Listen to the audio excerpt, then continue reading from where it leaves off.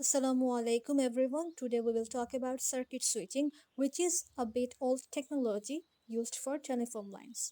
We will keep in mind switches connect disconnected wires. In the physical layer, all wires remain available and connection is finally set when any user want to connect with another one. We will see how it works.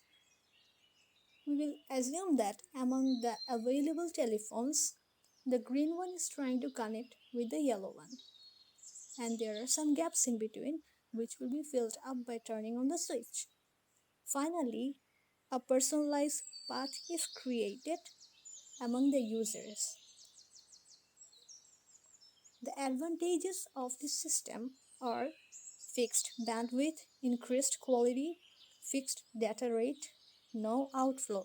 That means information will be transmitted in order. And disadvantages are resources are not fully utilized and expensive. The total time needed is the summation of the setup time, transmission time, propagation delay, and the teardown time. Thanks for watching.